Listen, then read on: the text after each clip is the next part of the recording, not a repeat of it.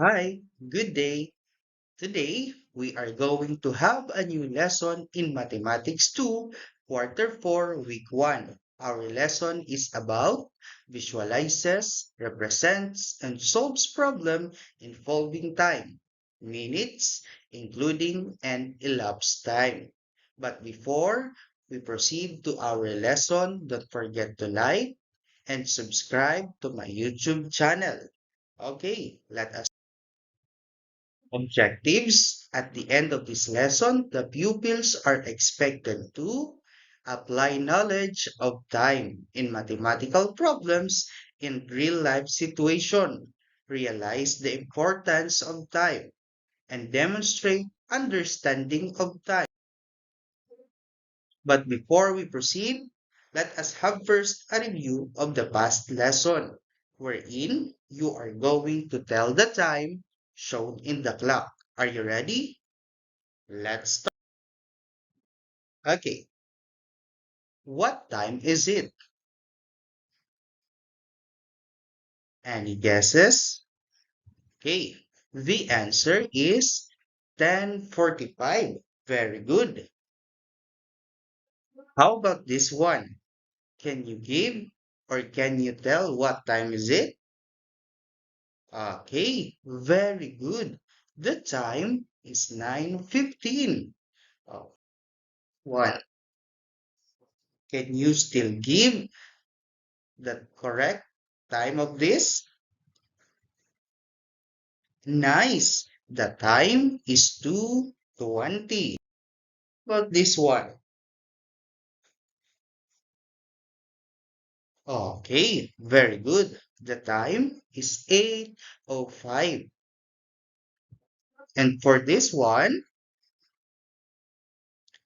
amazing. The time is 4:30. And this is very good. The time is 12 o'clock. Uh, Question. Have you tried riding in a bus? Where did you go? How do you feel about it? Because for today, we are going to meet him. Who is that kid? That kid is named Mark. Mark loves to travel. Let us help him. If how many hours did he travel? Okay, listen to the story of Mark because after the story, we are going to answer some questions. Okay, are you ready? Okay. Mark goes to Legazpi every Monday. He rides in a bus. The bus leaves Sorsogon at 6 in the morning. It reaches Legazpi at 8 in the morning. How many hours does the bus travel to reach Legazpi? Listen to the story. You listen. Let us now answer the following question. First question is what is the question in the story? Okay. Can you find what is the question in the story that we read? Okay, very good. The question is how many hours does the bus travel to reach Legazpi? Kindly repeat the sentence. Okay, that is the question. What are the given time on the problem? Can you still remember the given time of on the problem? There are time that mentioned in the story. Can you give both of them? Okay, very good. Those are 6 a.m. 6 a.m. is the time when the bus leaves Sorsogon, and 8 a.m. is the time wherein Mark arrives in Legazpi. So, what is the operation to be used? When we say operation, it tells about subtraction, addition, multiplication, division. What do you think is the operation to be used? Okay, the operation to be used is subtraction. Very good.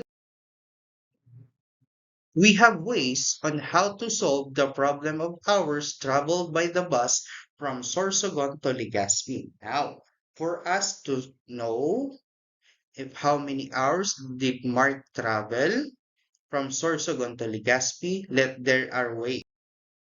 It's through visualization. Using visualization, let us use the clock to represent the number of hours traveled by the okay.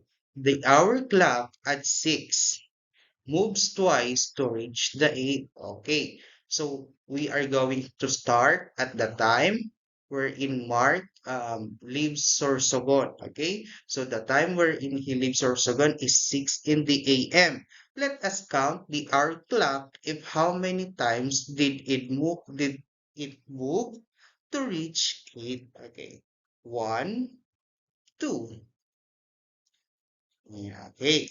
So as you can see, the hour clock moves twice. Okay? Or we can solve it through subtraction. First, we are going to look for the time wherein he arrived in Legazpi. The time he arrived is 8 a.m. and we are going to subtract it from the time he left Sorsogon. Okay, so 8 minus 6 is 2. So therefore, Mark traveled 2 hours from Sorsogon to Legazpi. Okay? Another problem. Maria arrived home at 8 p.m. Her sister arrived at 8:30. Maria arrived blank minutes earlier than her sister. So this time, we are going to look for the answer of how many minutes did Maria arrive earlier than her sister. So first thing to do, we are going to use the clock. We are going to put the clock in 8 o'clock or 8 p.m. because it is the time wherein Maria arrive. So we are going to count again. But this time, we are going to use the minute hand or the long hand.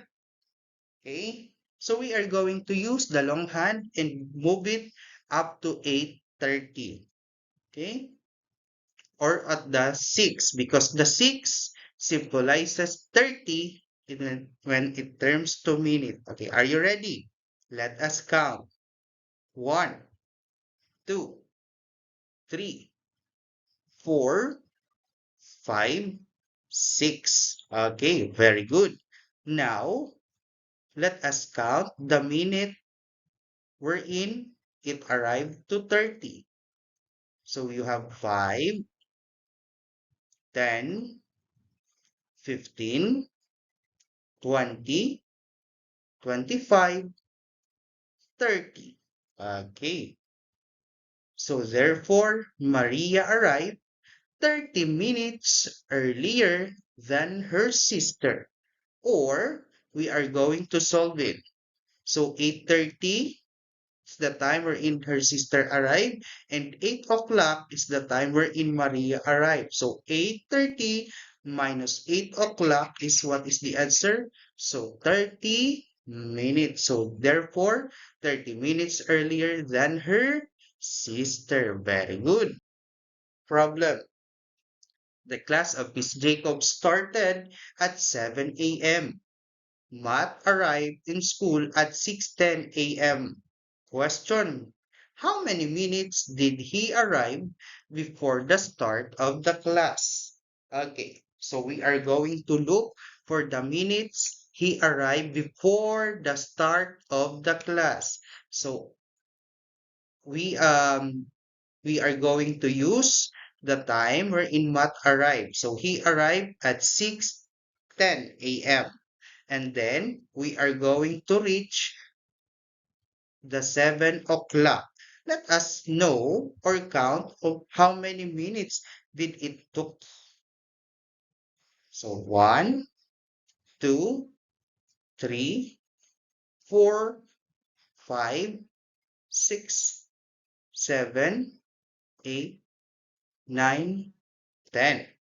Let us count now the minutes. 5, 10, 15, 20, 25, 30, 35, 40, 45, 50. Okay, very good. So therefore, Matt arrived 50 minutes before the start of the class. To solve word problem includes time. What should we do? Always have in mind that first, identify the question or identify the problem. Rewrite question into statement. Restate the problem, focusing on the important details. And decide what operation to be used and let us try this. Carl and Kim help their mother clean the kitchen. They work from 7:30 a.m. to 7:50 a.m. How many minutes they spend helping their mother? For us to solve it, we are going to use operation of subtraction. So first thing to look is the time wherein did they finish helping their mother. So they stop or they end by 7:50 a.m and they start helping by the time of 7:30. So we are going to subtract 750 by 7:30. So 50 minus 30 minutes is 20. Answer is 2 minutes. They took 20 minutes spent helping their mother. Okay.